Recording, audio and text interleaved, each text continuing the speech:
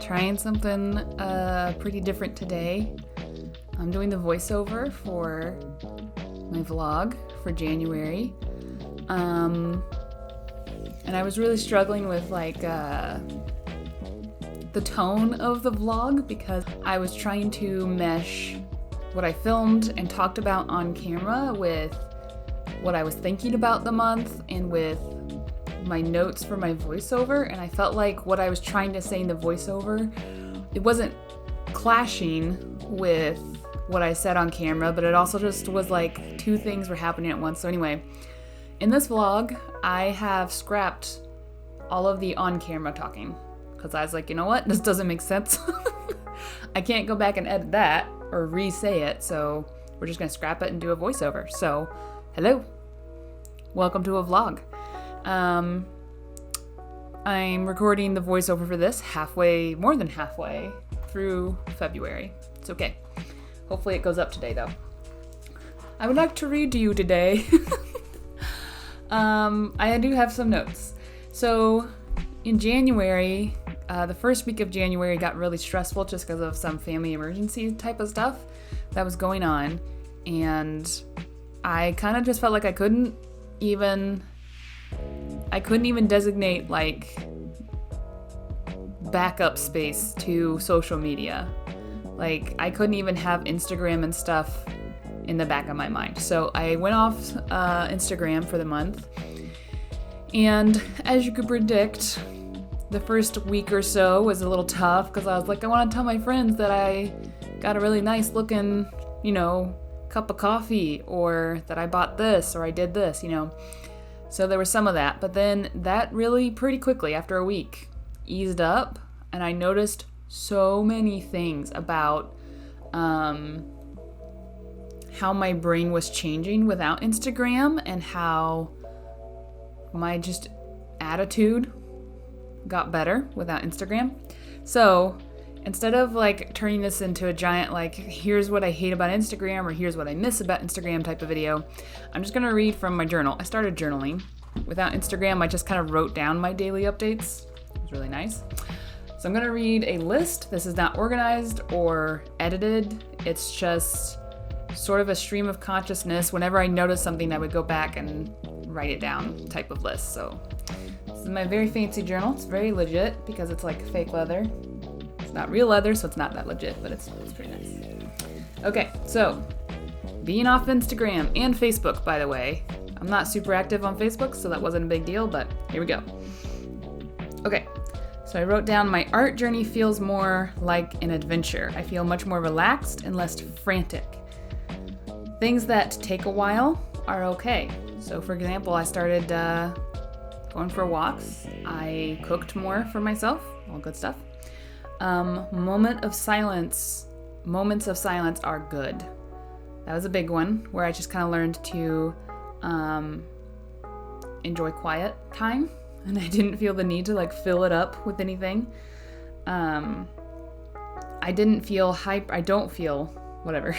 I'm not hyper focused on my art, which oddly ended up meaning I was more focused. So when I wasn't hyper focused on showing my work and proving that I was doing work, I felt more focused on doing work. I guess I was more focused on doing rather than showing. I was not focused on proving that I quote unquote exist. I don't know if you've seen those posts on Instagram where someone's like, just jumping in to prove I still exist or prove I'm still alive. I felt like I didn't need to prove that to anyone. I was alive. I do exist. I don't need to prove it. I enjoy in-person experiences more deeply. I genuinely feel more interested and oddly enough, more interesting. This was a weird one. Like, I just felt like things naturally gripped my interest, and I wanted to listen and to read and watch. And just as a result, I felt like I had more interesting things in my brain. I didn't expect that. Maybe I'm experiencing more things due to less screen time. I don't know. It's a lot easier to prioritize my day. My goals and tasks don't have to meet Instagram's expectations. I don't need to have a post or a caption-worthy day. So my art, I did doodles that I will never show because they're just doodles and they're personal, I guess. I don't know. My chores, like I didn't feel like they were glamorous chores and then the non-glamorous chores. It was just things had to happen, and it's okay if they wouldn't look good on Instagram because I wasn't posted on Instagram. So there's that. I was sleeping a little bit better, actually. By the end of the month, I was sleeping a lot better. My schedule right now isn't the best, but I find it easier to stop for the day when I've just been focused and then it's time for me to stop. Like, that kind of goes back to prioritizing. It's easier for me to shut down when I've actually been in work mode instead of like work a little, browse a little, work a little, browse a little. It just was easier to stop for the day. I can think more clearly. My imagination feels more active. I feel like my thoughts have a pleasant variety and I'm less one track. And that kind of goes back to what I was saying about being hyper-focused on showing my art. I just kind of felt like my brain wasn't constantly trying to please an algorithm or be popular. My brain was just, it felt like when I was younger and I was making art before I had social media, I could focus on a project, but if something else piqued my interest, I could run with it. And then, whatever I discovered on that little tangent, I could bring back to my main project. So I did a lot more of that, drawing for fun and drawing side projects, side characters, all of that. So did a lot of that. So much by the end of the month, so much less fear of missing out. Like, I wasn't worried about people missing out on my life, me missing out on their life. It just kind of felt like I could reach out to the people who are really close to me and I saw them or I talked to them. I didn't have to be on Instagram all the time. I felt excited for the future. There's something about Instagram that sort of traps you in the present and treats the future as almost irrelevant. Like, what matters is what you're posting now. So being off of Instagram and less focused on post this day at this time kind of just left me feeling like, without that focus of the now, I just felt like my future has more potential and I could see the potential. So, discovering less consuming ways to waste time. So this did not turn into a hyper productive, I got 200 pages done type of month, but it did turn into I discovered healthier forms of leisure. Like, I completed a puzzle that was very aggravating but very satisfying, and I read more, and I kind of felt like I rekindled my connection to my love for plants. It just kind of felt like I had actual leisure time instead of work versus brain numbing time, which I feel like Instagram kind of encourages, is instead of relaxing, you're just numbing. It's not actually relaxing. And the last thing that I wrote is that I feel more hopeful. Without Instagram, I was less connected to other people's stress, which, I don't know, maybe this makes me sound like a jerk, but man, some days it seemed like I got on Instagram and everyone else was having a bad day. And either I was having a bad day and it just made made it seem like the world was terrible, or I was having a good day and then I felt guilty that I was having a good day. So anyway, yeah, without Instagram, I felt like I was able to just see the good in my life and focus on it and be grateful for it.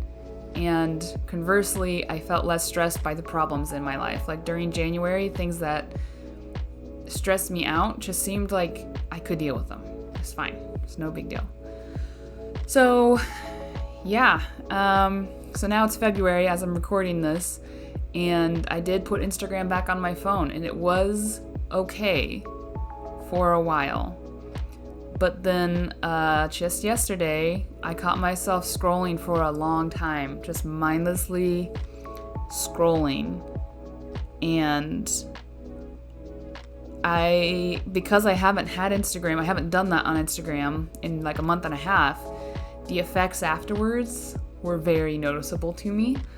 My sleep is terrible. And I don't even mean like my sleep schedule, like when I try to go to bed versus when I get up. I can't go to sleep. It's hard for me to shut down. So strike number 1.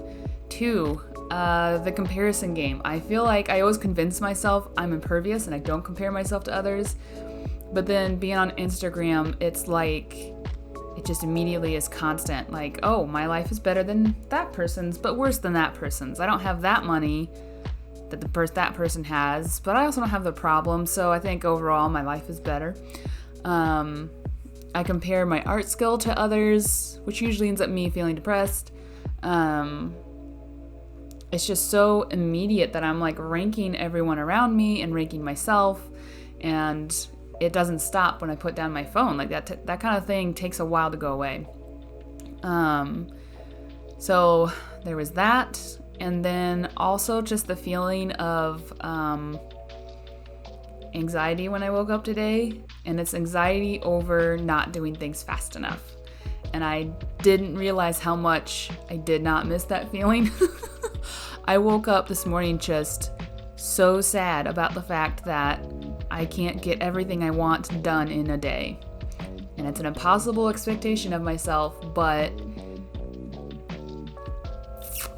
I felt like expecting the impossible today, I guess. I don't know. I just woke up and thought everyone else is posting these things. Everyone else is sharing videos of these things.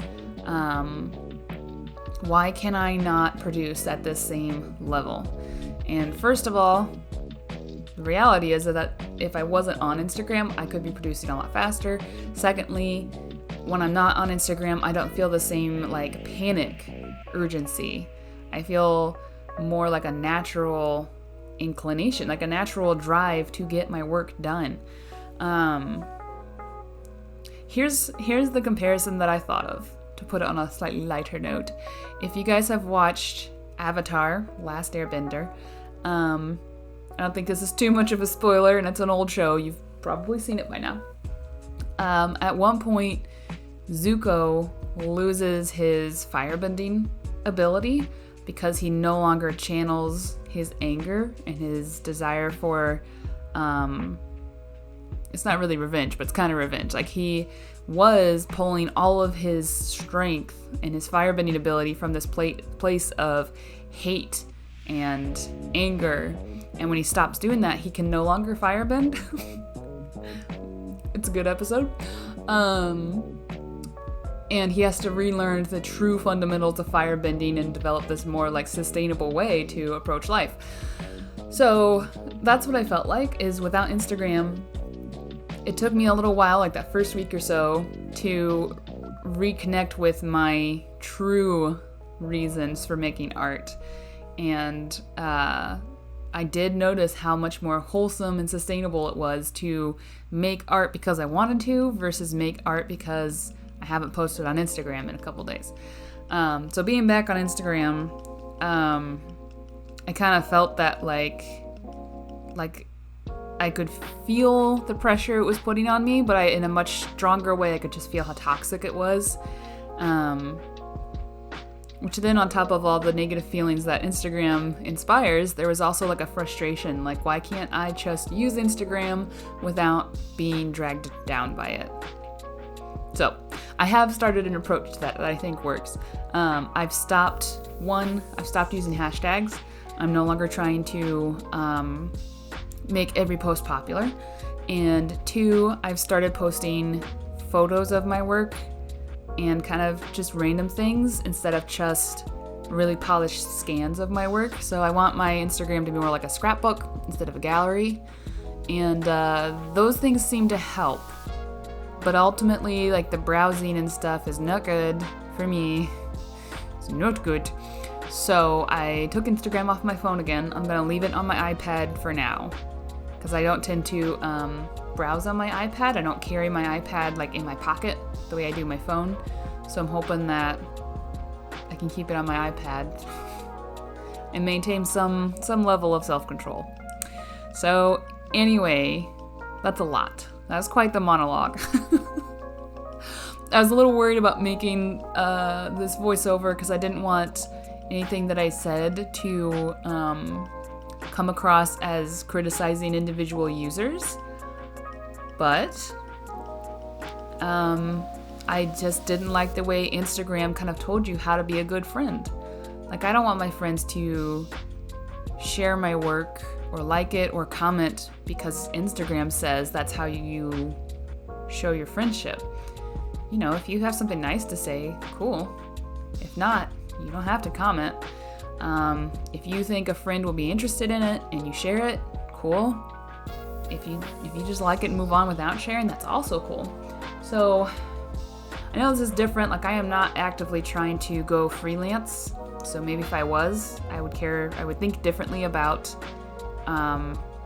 Instagram.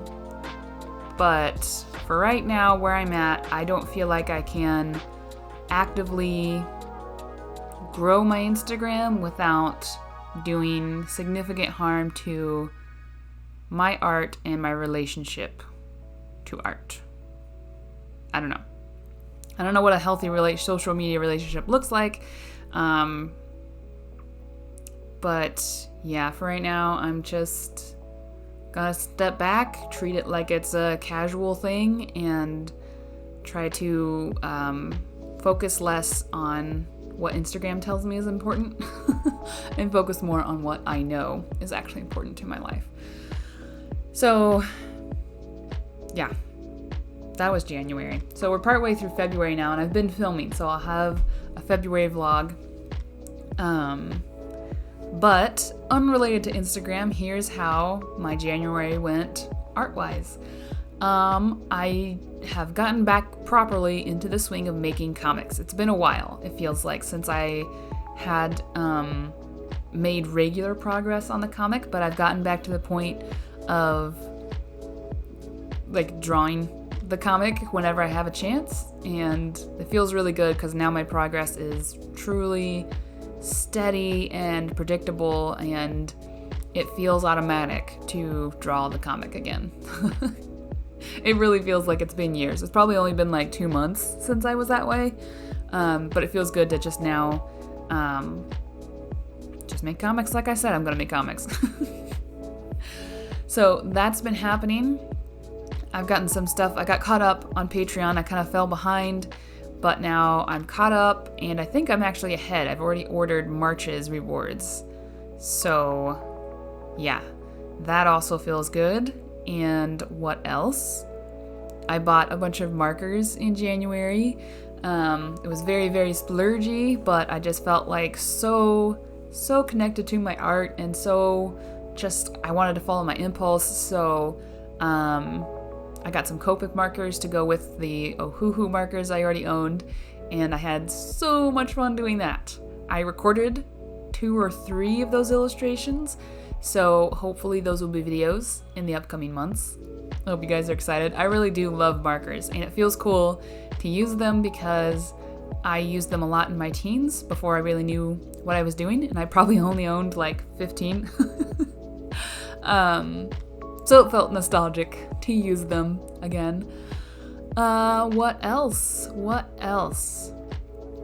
Not a whole lot else, I guess, technically. It's a lot of art, but it was a lot of just comics and markers. I think I did 1 watercolor painting, maybe? I don't know. Anyway, yeah. So if you guys have made it this far, That's pretty impressive, and I salute you. I mentally shake hands with you for making it this far. It's just that, like, whenever I tried to make this vlog, I kept trying to shrink down what I wanted to say about Instagram and make it kind of more clever or catchy or concise. But honestly, when I reread that list that I made in my journal, and I thought about it, I thought, I just want to say this, I guess, from the heart. I don't want to make this into a 3 reasons Instagram is bad for me type of video. I just want to read I just want to read that because it was very genuine. It felt good to be connected to my art in a healthier way, to rediscover the true source of firebending. So I just felt like the best way to communicate that was to just wing it, basically. Basically what I did.